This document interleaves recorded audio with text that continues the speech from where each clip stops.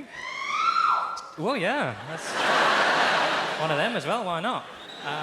Very rare you get that response in a cardigan. But, you know, it's nice, there's too many. It's times like this as a stand-up you realise I think I basically just moan for a living. I'm going to make a concerted effort to be positive and happy, because that's what people like, apparently. And I get accused, I constantly get told I'm grumpy and miserable, and I'm not. I'm happy, I'm upbeat, I love being alive, love being a human. Being a human's unbelievable, isn't it? If you're a human, you really have nothing to moan about. I realised this year that being a human is the best on the planet. I was on a plane eating a chicken sandwich. That's not it, it's pretty good though. I thought, I am eating a bird whilst I am flying. Unbelievable! I, a flightless land mammal, am consuming a bird in mid-air. Never mind the fact I just ordered a gin and tonic in a cloud. And it's because I think being a human is so easy that that's why you get annoyed with people, because people don't seem to try as hard as I would like them to about life. And I am a perfectionist. Give us a cheer if you're a perfectionist. Fair few of you. The rest of you are annoying. You say it now, because you go around and you make mistakes and you drop things and you laugh about it because you think it's part of life's rich tapestry. It isn't. You should be trying harder. I like a massive perfectionist to the point that every mistake in my life counts the same. So, in my world, dropping a spoon is the same as running someone over. In that you didn't mean to do it and you did it, so you have to get angry about it and make sure it never happens again. And I watch people make mistakes. I came into London last year to do some gigs, and I was on the London Underground. I was on the Hammersmith and City line, which, if you don't know London, is the line that goes from Hammersmith into the city. Cockneys really don't piss around when they're naming their things. Oh, but a tube line, Gary. It goes from Hammersmith to the city. Oh, yeah? What you going to call it? Don't muck about, Gary. Don't muck about. So anyway, I was on the Underground, sat down, and I knew I needed 6 stops to get to where I was going. And opposite me on the tube are 2 young girls. They're all dressed up. They're going out for the evening. They're laughing, they're giggling, they're joking. They're generally pissing me off. I'm not a big fan of public shows of joy, you see. My motto is, there's misery in this world, you just have to look for it. If something's broken, you can fix it, and if it's untidy, you can tidy it. If someone's unhappy, you can make them laugh, and you've made their day a bit better. Happy people are finished, you can't help them. If you're happy, don't go out, just stay at home and enjoy walls and ceilings. And my real issue with the happy is it's happy people who make mistakes, because they're so busy enjoying life, they've forgotten to do it properly. So I was on the Underground, and these girls are laughing away, and they're a perfect example, because they're enjoying being together so much, they haven't noticed they've got on completely the wrong train. Right? So we're hurtling off in this direction, and they should actually be going in this direction. Right? And so about 5 minutes in, one of the girls cottoned on, and she tapped her mate on the leg, and she went... We're on the... I would have been furious. Let's say it now, that's not funny, is it? What's happened there is you've just lost a big chunk of your life. The time you were going to spend doing the thing you've left the house to do, you will now spend correcting your ineptitude. I know some people say, once you've got on the wrong train, John, there's nothing you can do but laugh about it. But the only reason you would ever laugh in this situation is if you do this so often, you've just had to learn to find it amusing. Done it again. What are we like? I'll tell you. Shit at being alive, it would appear. So I watched it. It wasn't just that they laughed initially. They laughed all through the conversation about the fact there was no line they could get that would hook them back round, and they would have to cross the track at the next stop and go back in the opposite direction. And then one of them went, oh, yeah. You'll have to phone Neil, tell him we're going to be late. He won't believe this. Yes, he will. It's not a far-fetched anecdote, is it? Neil's a bit of an idiot. If you phone him and go, we've got on the wrong train, he goes, no, it's never happened before. And they got off, and they were still laughing. They got off the train at the next stop, and I was sat there thinking, well, this is unbelievable. If you're not going to let this ruin your day, I'm going to have to take one for the team, eh? Let's strap on a pair and learn from this mistake, even though I didn't make it. I just started ranting in my chair. I was like, this is typical of the world, this is. I mean, never mind laughing about it. The fact is, Neil is waiting for them. And I'll tell you why Neil's waiting for him, because Neil got there in good time by getting the right frigging train. That's what Neil did. I've got no qualms with Neil. Neil's a good egg. He ranted for about 10 minutes. All I achieved in that 10 minutes was I went straight through the stop I was meant to be getting off at.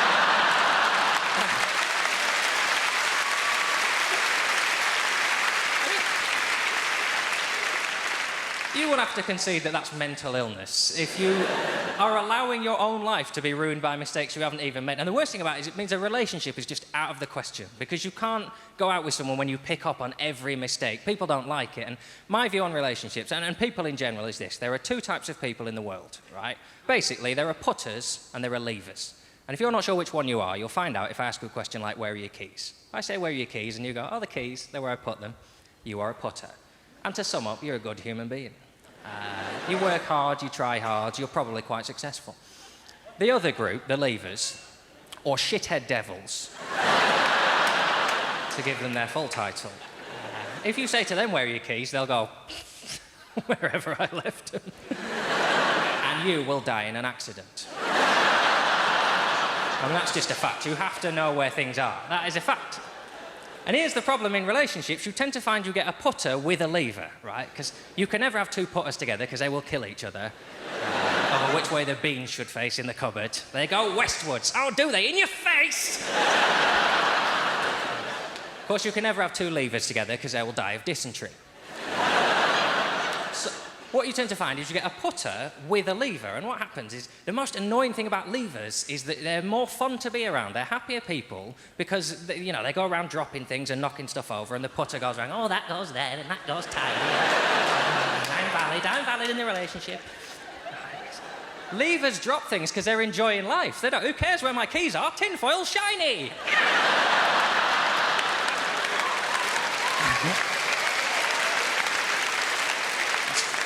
Not a good mixture in a relationship to have a mixture of, let's make a collage, let's make a list.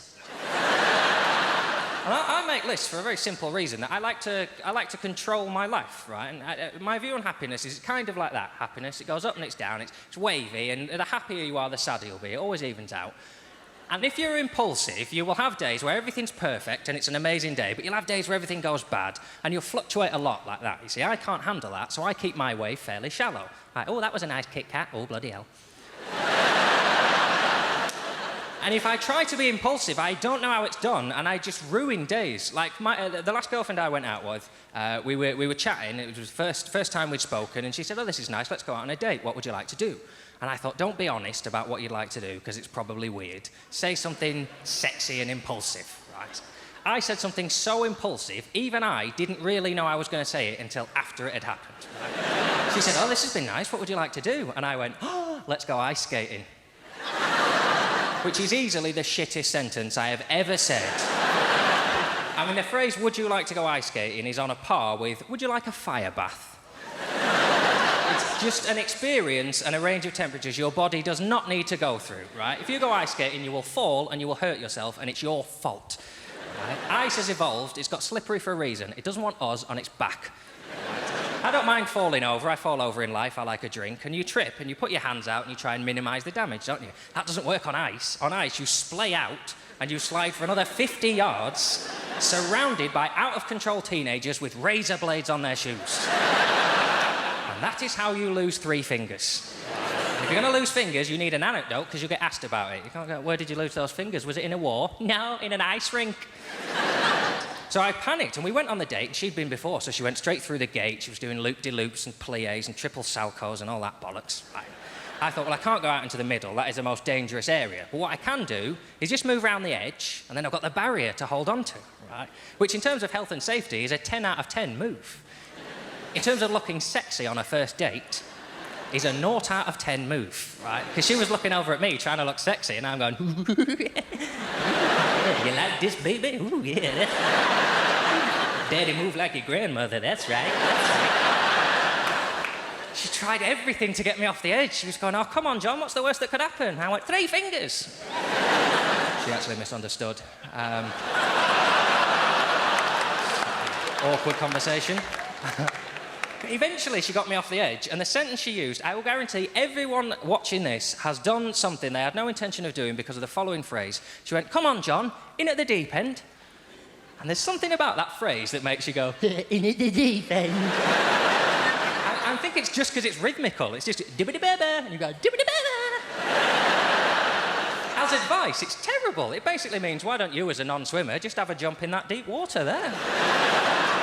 You might as well just say, go on, try and kill yourself. But we've evolved. The advice should be, come on, John, let's walk there together from the shallow end with floats on. That doesn't scan. So anyway, she said in at the deep end, and I thought, well, that's obviously how you learn to ice skate, or she wouldn't have said it. So I just flung myself off the edge, instantly slipped. Wow. And you really need your brain there to go, it's all right, John, I've got this one, I know exactly what to do. What my brain said was, that's all right, John, I actually think you can outrun this. You can't outrun a fall. No one in the history of mankind has ever outrun a fall. You just double your options to falling or smashing your face into a wall. I started pumping my legs, and because there's no friction, they just go like that. You enter a move I call the roadrunner phase, where the legs are going, but the body is still, right? But it feels like you're winning, because you're not falling anymore, so it's, well, this is just fine, this. We'll just do this for all eternity, we'll get married here. And then I started tilting forward, and I thought, well, I'll tell you what, I'm probably not that far from the barrier. If I think about it, I can probably still get hold of that. I flung my arm out, and I got the barrier. I thought, you weren't expecting that, were you, world? And then I thought, well, that barrier is actually a little bit squidgier than the last one. I don't remember the last one screaming when I grabbed hold of it. And I grabbed her, right? I'm not an outstretched arm or anything like that, just an innocent breast. And because this is comedy, I imagine you think it was a kind of Hugh Grant romantic comedy style. Oh no, how embarrassing, but slightly arousing. See you at the bottom. It was nothing like that. It was just a good old-fashioned, ah!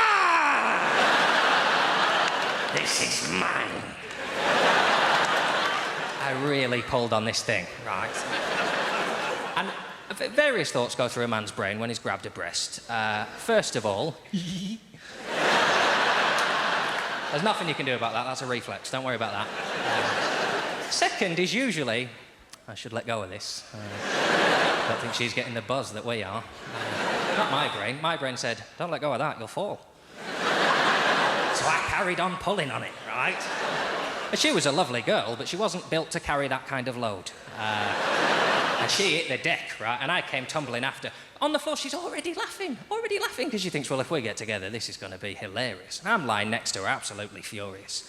And not only because she'd buckled. Put you back into it, love, there's two of us in this. Was mainly because I found out that when you grab breasts, they don't go... It's devastating.